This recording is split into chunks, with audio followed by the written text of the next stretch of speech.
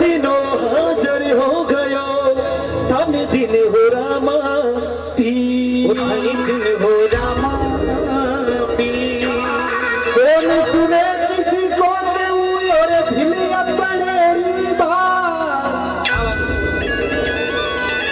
अरे घूमे मन सपनों गयो ओ बाबा समझी मुशिका तो सरकार रुड़ीचा दरबार में पैदल जाते हैं और नाचते गाते। हाँ भैया राकेश भैया 1 2 3 4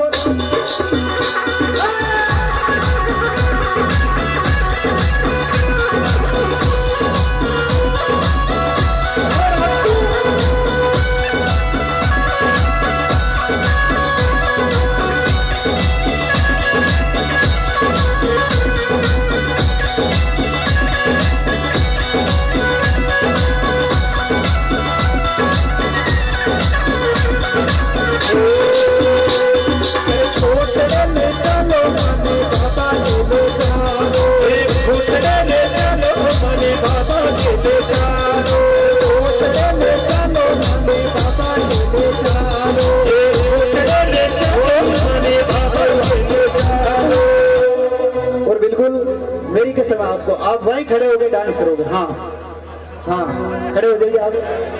हम भी अजमेर जिला से चल के आए हैं तो बिल्कुल आप हमारा मान रखें। हाँ भैया 1 2 3 4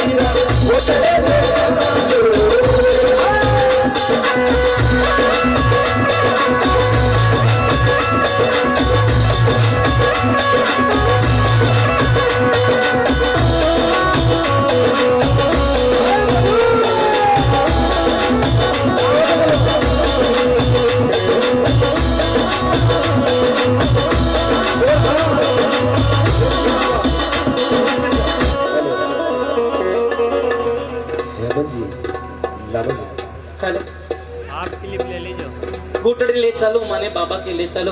भाई दूर सिंह जी कड़ीवाल का बहुत ही सुंदर ये भजन बाबा रामदेव जी के इस भजन पे देखिए इस बच्चे का बैलेंस कोई किसी प्रकार की कोई जादू नहीं है सर, ये इस बच्चे की कला है, इस बच्चे की प्रैक्टिस है।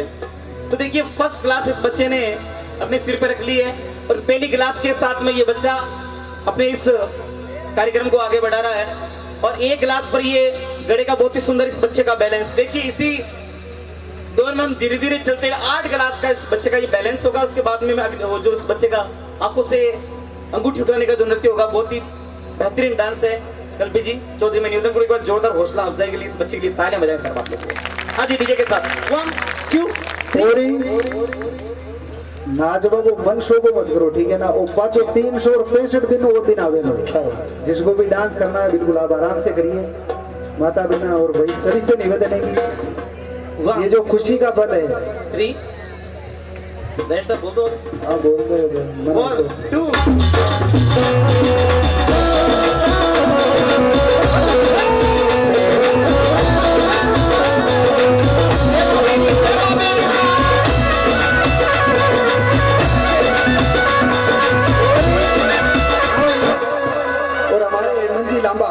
बिल्कुल आ जाइए सर। बाबा के दरबार में आपको हाजिरी लगानी है। हाँ बिल्कुल। हाँ राकेश भैया 1 2 3 4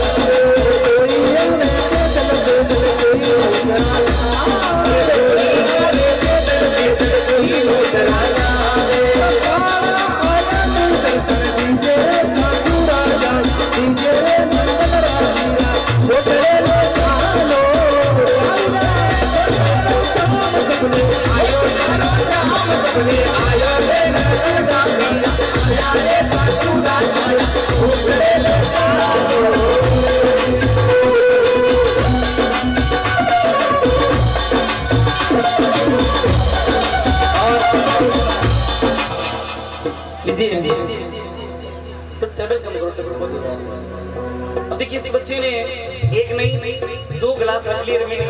जिन जिन भाइयों ने कैमरे निकाल रखे हैं पानी गिर जाएगा सर।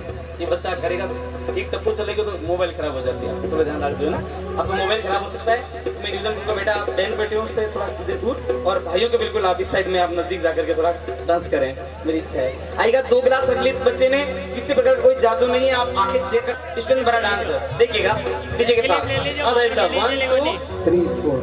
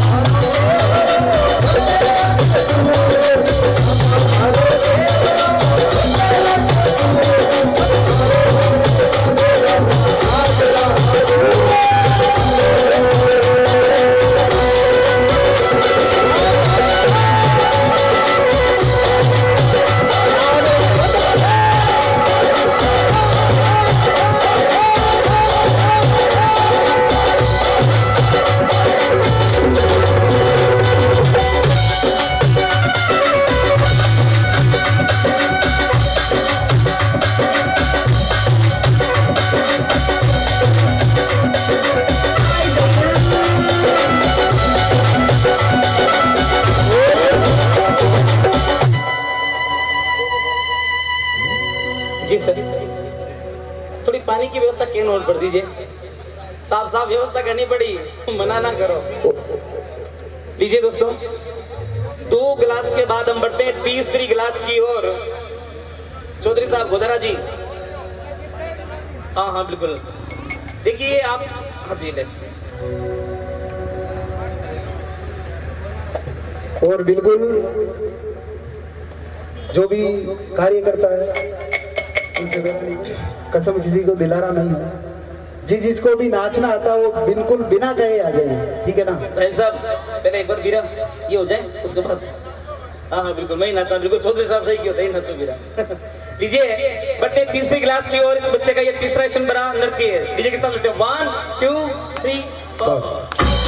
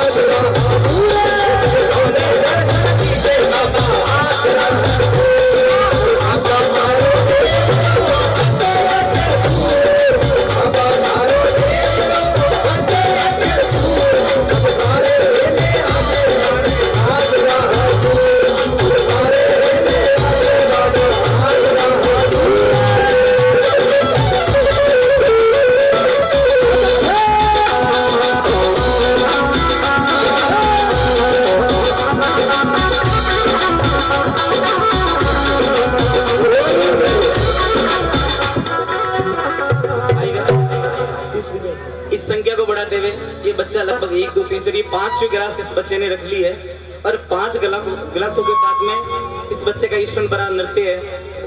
कल्पति चौधरी की कला को सलाम है बेटा आपको, बहुत ही सुंदर ये अभिनय। और ये संख्या बढ़ती हुई 8 की ओर बढ़ेगी। उसके बाद इस बच्चे का होगा कालबिले इंटरनेशनल डांस। आते डीजे के साथ। अच्छा बिल्कुल वही 1 2 3 4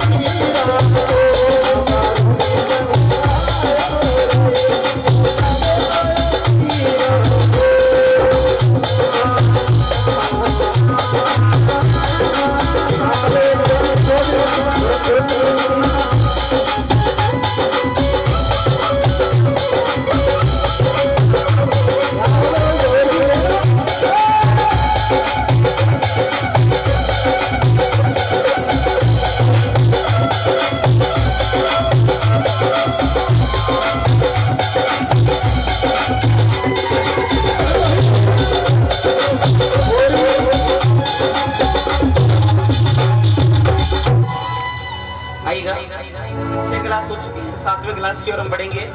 हाँ बिल्कुल बिल्कुल कल्पित जी, मैं आपकी भावना समझ रहा हूँ और इसमें थोड़ा पानी डाल बेटा, हल्की सी पूरे साउंड में ट्रेबल कम कर दो। मामा इसमें पानी डाल दे। मामा इस तरह की होती है, उल्टी रखी जाएगी गिलास। हाँ खूब सा रख। फोन मिला मामा बराबर, ठीक है। एक गोरी गोरी मटकी में पानी टप गए, लूणी च बुला ली बाबा मरु जियो बट गए। एक बार म्यूजिक करो, दोनों हाथ लगे जयघोष करें, बोलो अजमला खरा अवतार की। हाँ भैया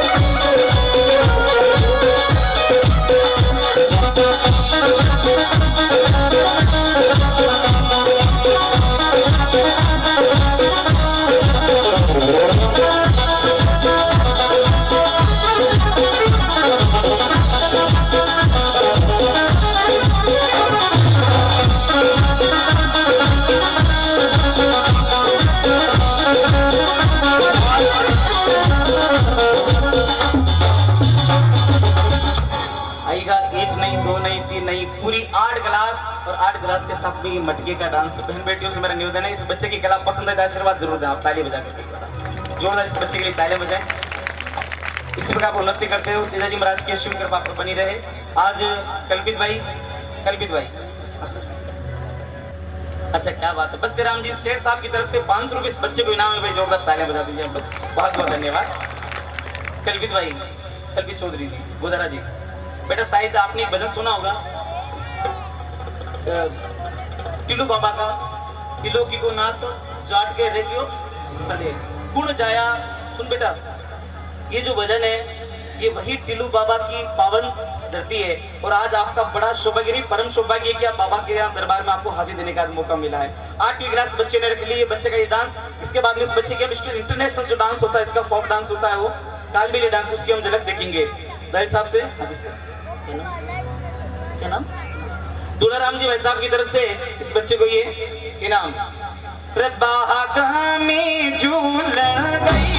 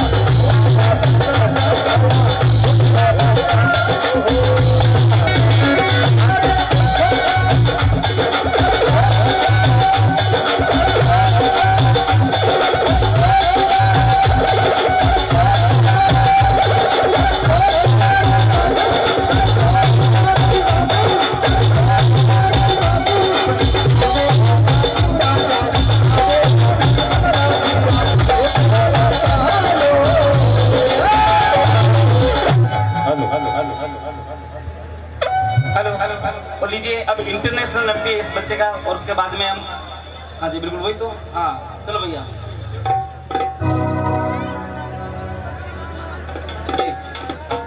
और मामा से निवेदन है तो जो पैसे लेकर आए बच्चा के, इस बच्चे का अंतिम, हाँ जी हाँ जी चलिए बेटा।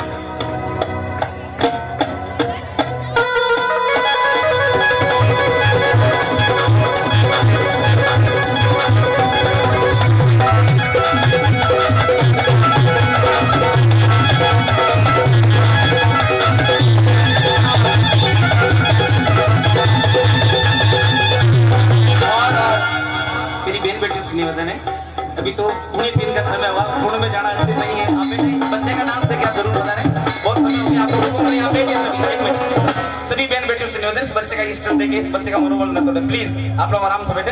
इस भजन के बाद फिर पारंपरिक भजनों के रूम बढ़ेंगे, समय काफी हुआ। हाँ जी भैया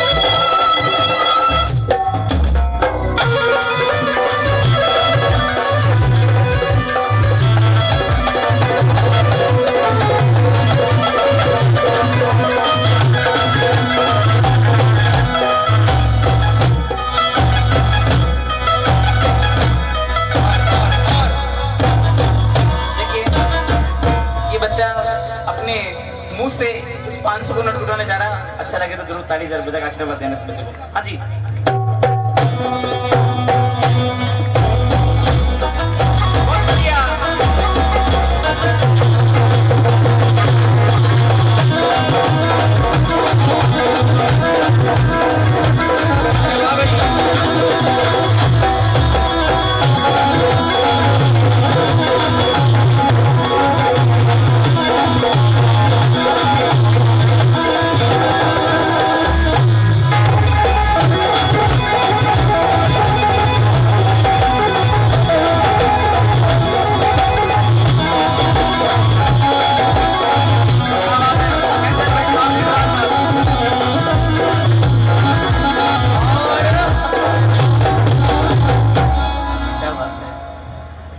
मुझे धन्यवाद। देखिए बच्चा अपने हाथ में पहनने वाली अंगूठियों को अब मुंह से नहीं उठाएगा, ये दोनों आंखों की नाजुक पलकों से उठाएगा।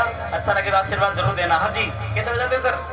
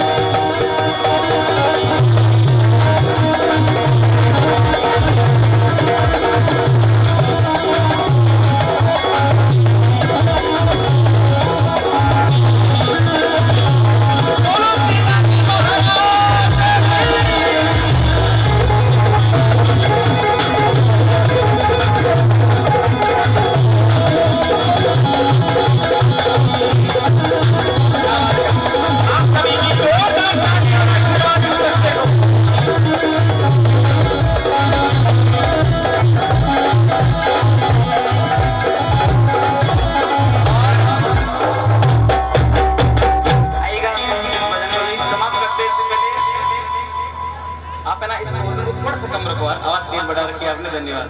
तो मैं निवेदन करूंगा कल्कित भाई आपका वही अंतिम डांस की प्रस्तुति और बाद में हम लोग बढ़ते हैं दूसरे बदल के लिए। 1 2 3